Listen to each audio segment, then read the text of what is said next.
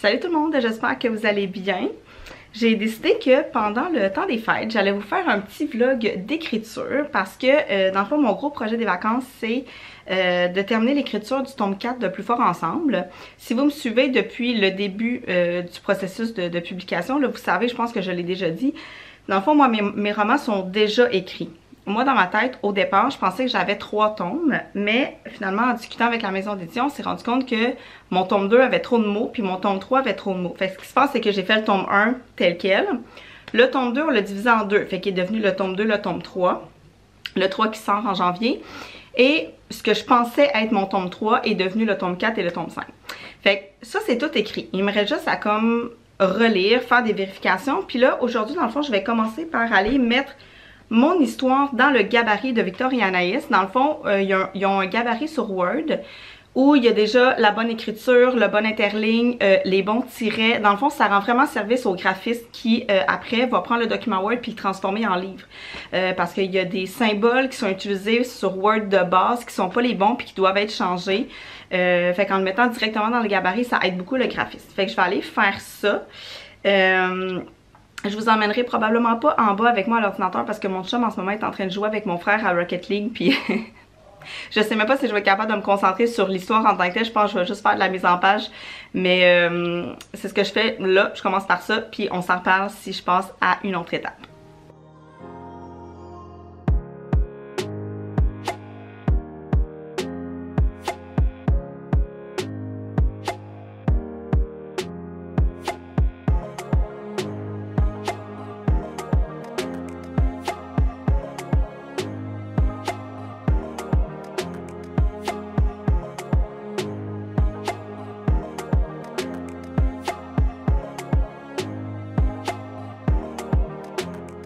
Vous aurez donc compris que je n'irai pas travailler sans mon café, même si clairement vous avez vu qu'il était rendu midi. Hein? Moi, c'est mon heure, ça, pendant les vacances. Non, ça, je viens pas de me lever. C'est que quand je me réveille, je regarde mes réseaux sociaux. Ce matin, j'ai fait un petit peu de lecture sur ma liseuse. Je prends ça vraiment relax. Ce qui fait que je descends en bas à peu près à cette heure-là, pour faire autre chose. Mais je viens pas juste de me réveiller. Mais ça va me prendre mon petit remontant matinal pour aller travailler. Pendant que le café coule, je vais vous expliquer dans le fond ce que j'ai fait hier. J'avais 2 modifications à faire sur mon manuscrit pour aider le graphiste dans son travail. C'était de changer les apostrophes parce que je sais pas si votre Word, vous, il est comme ça, en tout cas peu importe, mais moi il met des apostrophes droites alors que ça devrait être des apostrophes courbées comme ça. Ça n'a pas été vraiment long à changer parce qu'avec la fonction remplacer, dans le fond, je ne sais pas si vous la connaissez, là, en tout cas, je vous mettrai ça par-dessus pour vous montrer c'est où, là.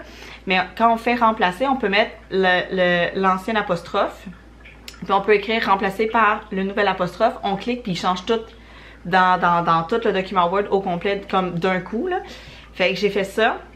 Puis après ça, il y avait aussi ça, c'est vraiment une technicalité, là, mais après les tirets, quand mes personnages parlent, après le tiret, il y a un espace, mais c'est pas le bon espace. Fouille-moi pourquoi. Fait que j'ai fait changer ça aussi. Fait que ça n'a vraiment pas été long, ce qui fait que j'ai pu commencer à relire mon manuscrit. J'ai divisé dans le fond ce que je pensais être mon tome 3 en 2, qui va devenir mon tome 4 et mon tome 3.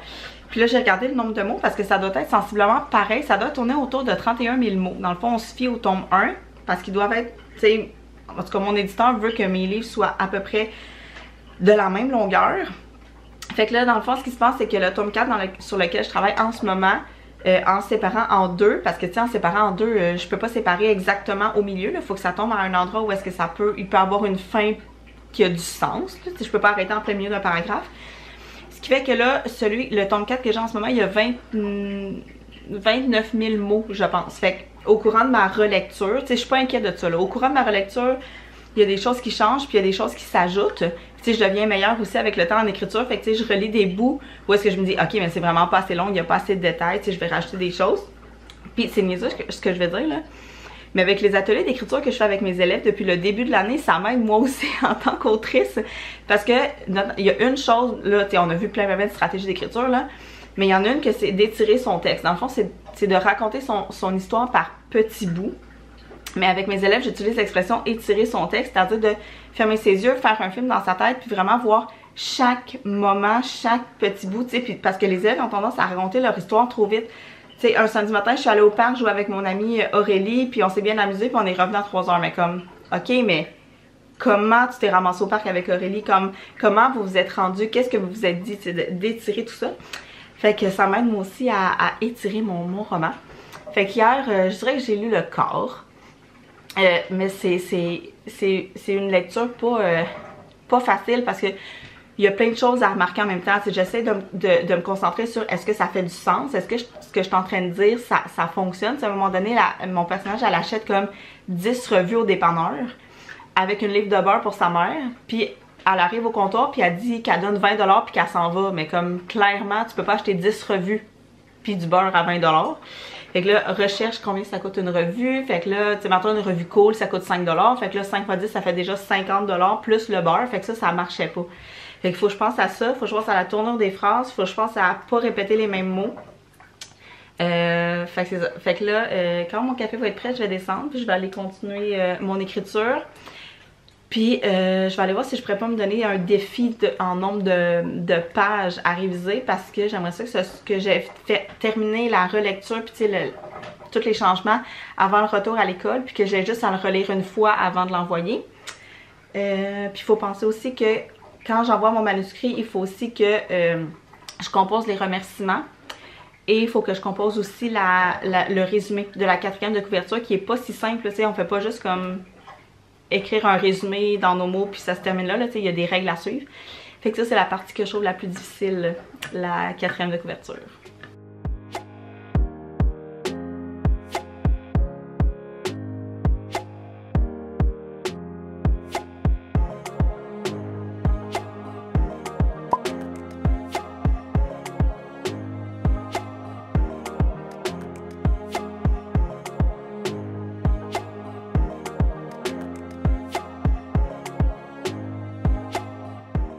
J'ai mis mon gros chandail mou parce que j'avais vraiment froid au sous-sol. Je suis rendue à peu près à la moitié de mon roman.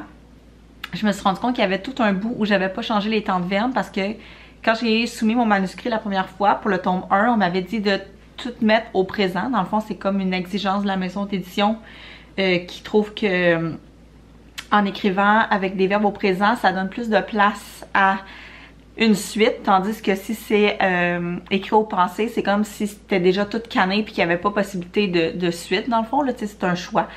Donc il y avait tout un bout où j'avais pas changé les temps de verbe, peut-être que je vais avoir d'autres surprises dans la suite aussi.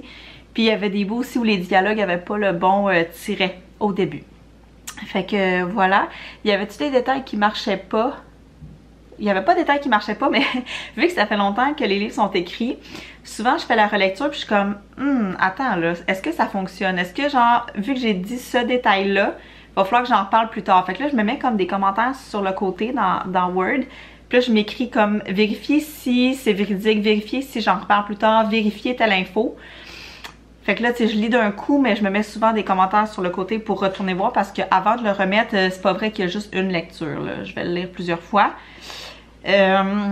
Puis je me mets aussi des choses en couleur à aller revoir parce que je vous donne un exemple. Hier, j'ai écrit à ma correctrice parce que j'avais un doute. Je sais pas, je sais qu'il m'avait déjà parlé de cette information-là, mais j'avais oublié comme qu'est-ce qu'il fallait que je fasse.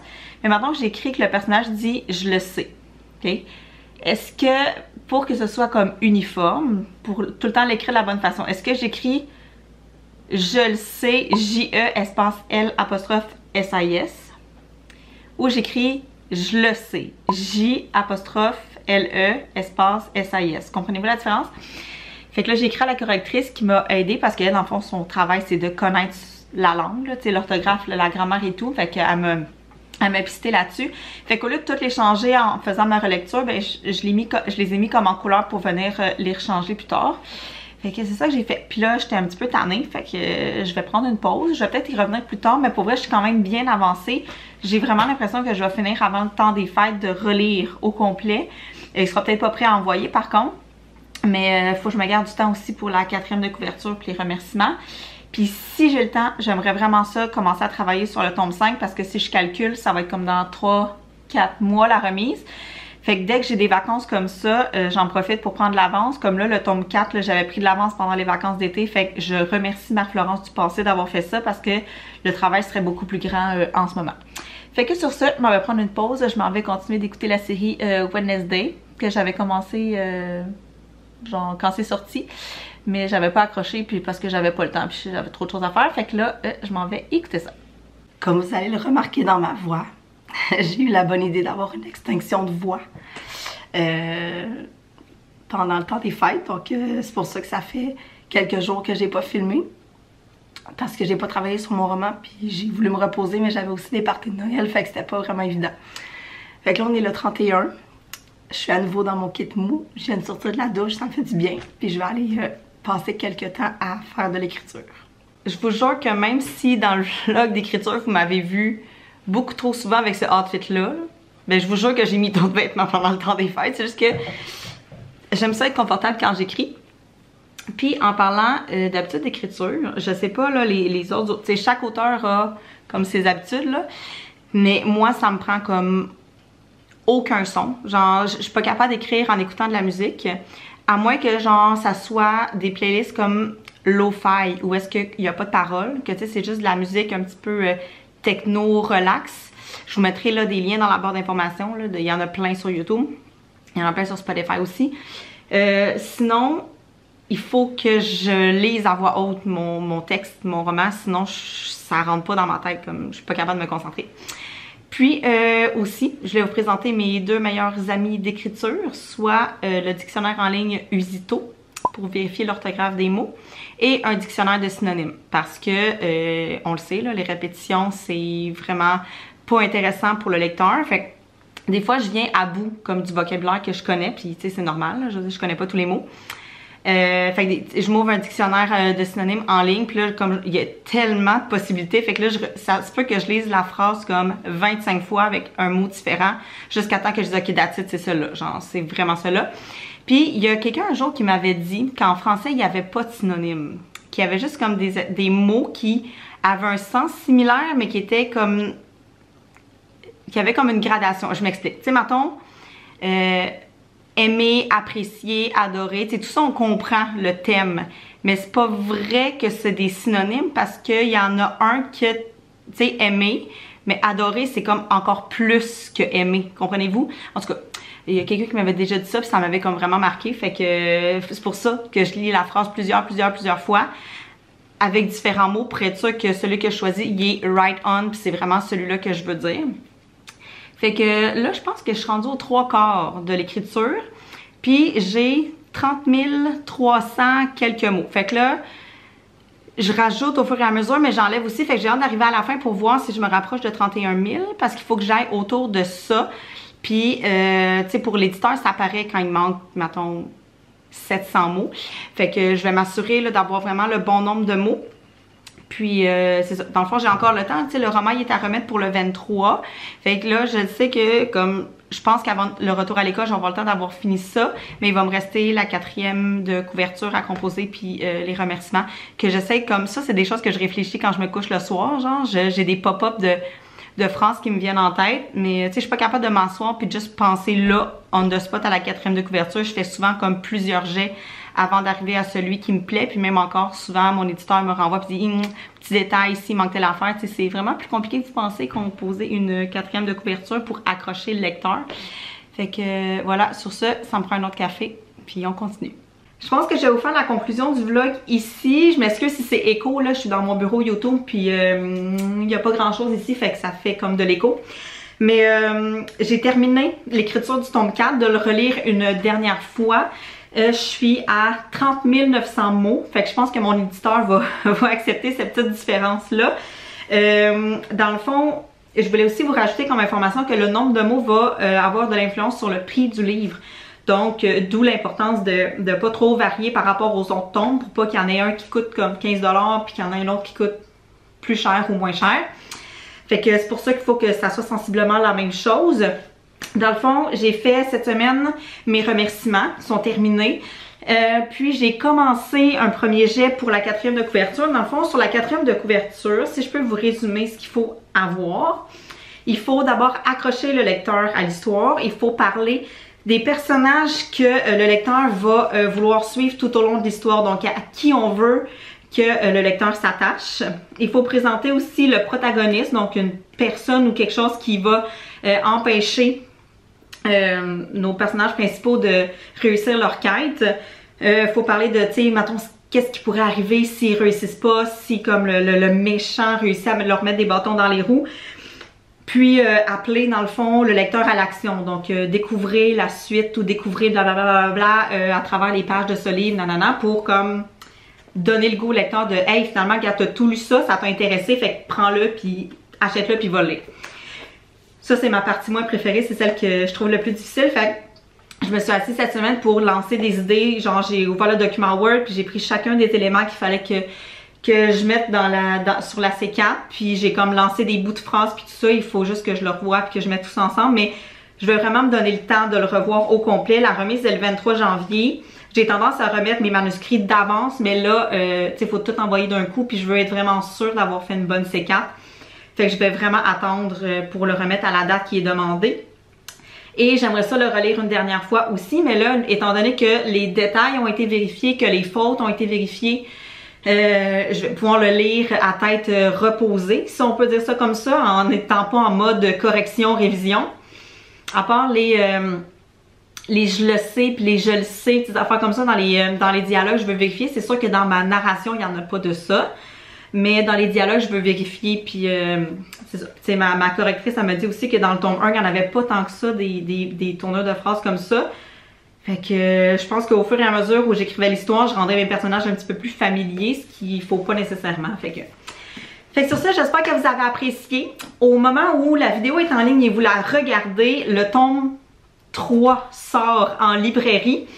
Donc, je vais mettre les liens dans la barre d'informations pour vous procurer les livres. Si je ne me trompe pas, le 1 est en rabais en ce moment sur le site de ma maison d'édition. Donc, si vous voulez vous acheter le package du 1, 2, 3 puis lire ça d'un coup, vous pouvez le faire. J'ai des amis, des collègues, là, des connaissances, des lecteurs, lectrices qui, qui lisent mes livres depuis le début puis qui disent « Mais pourquoi ça finit de même? J'ai vraiment le goût d'avoir l'autre. » Fait que là, vous avez la chance, si vous n'en avez lu aucun, vous avez la chance d'acheter les 3 premiers puis de pas être comme à la fin du tome 1 parce que ça finit comme sur un punch à chaque fois.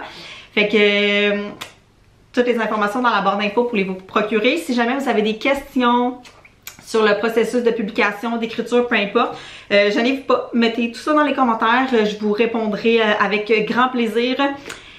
Et sur ce, on se voit dans une prochaine vidéo. Bye!